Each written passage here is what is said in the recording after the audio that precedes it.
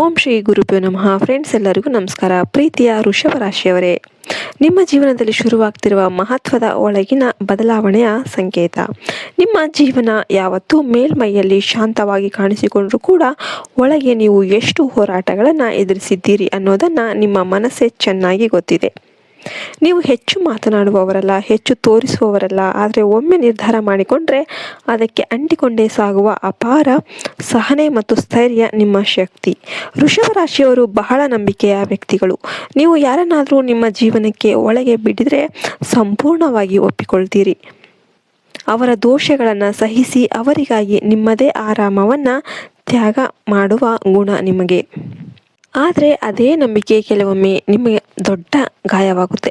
ನಿಮ್ಮ ಮೌನವನ್ನು ದುರ್ಬಲತೆ ಅಂದುಕೊಂಡವರು, ನಿಮ್ಮ ಒಳ್ಳೆಯತನವನ್ನು ಬಳಸಿಕೊಂಡವರು ಇದ್ದಾರೆ.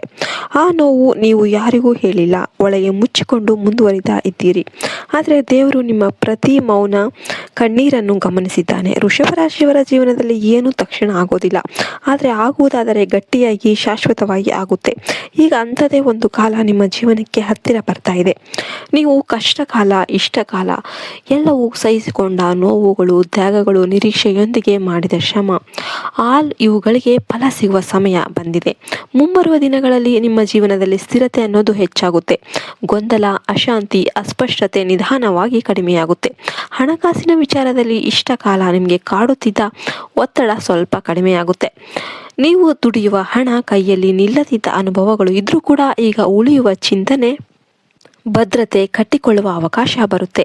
ಹೊಸ ಆದಾಯದ ದಾರಿ ಅಥವಾ ನಿಂತು ಹೋದ ಕೆಲಸ ಮತ್ತೆ ಚಲಿಸುವ ಸೂಚನೆಗಳಿವೆ. ಉದ್ಯೋಗದಲ್ಲಿರುವ ವೃಷಭ ರಾಶಿಯವರಿಗೆ ಶ್ರಮಕ್ಕೆ ಗುರುತು ಸಿಗುವ ಸಮಯ. ನೀವು ಮೌನವಾಗಿ ಮಾಡಿದ ಕೆಲಸಗಳನ್ನು ಮೇಲಾಧಿಕಾರಿಗಳು ಗಮನಿಸುವ ಸ್ಥಿತಿ ಬರುತ್ತೆ.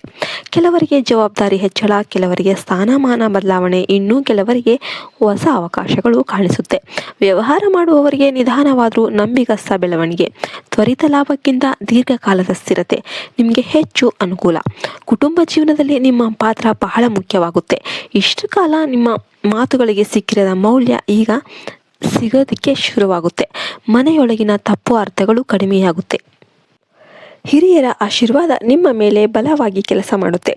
ಮನೆಯಲ್ಲಿ ಶಾಂತಿ ಮತ್ತು ಸೌಹಾರ್ದ ಹೆಚ್ಚಾಗುತ್ತೆ. ಪ್ರೇಮ ಮತ್ತು ದಾಂಪತ್ಯ ಜೀವನದಲ್ಲಿ ವೃಷಭ ರಾಶಿಯವರು ಆಳವಾದ ಭಾವನೆ ಹೊಂದಿರುವವರು. ನೀವು ಪ್ರೀತಿಸಿದರೆ ಸಂಪೂರ್ಣವಾಗಿ ಪ್ರೀತಿಸ್ತೀರಾ, ಆದರೆ ನಿಮ್ಮ ಭಾವನೆಗಳನ್ನು ಪದಗಳಲ್ಲಿ ಹೇಳಲು ಕಷ್ಟಪಡ್ತೀರಾ. ಅದರಿಂದ ಕೆಲವೊಮ್ಮೆ ದೂರ, ಮೌನ, ತಪ್ಪು ಅರ್ಥಗಳು ಹುಟ್ಟಿವೆ. ಆದರೆ ಈಗ ಮಾತು ಮತ್ತು ಮನಸ್ಸು ಒಂದಾಗುವ ಸಮಯ ಬರ್ತಾ ಇದೆ. ದೂರವಾದವರು ಹತ್ತಿರವಾಗುವ ಸೂಚನೆಗಳು ಕಾಣಿಸ್ತಾ ಇವೆ. ವಿವಾಹ ವಿಳಂಬ ಆಗುವವರಿಗೆ ಶುಭ ಸುದ್ದಿ ಕೇಳುವ ಸಾಧ್ಯತೆ ಇದೆ.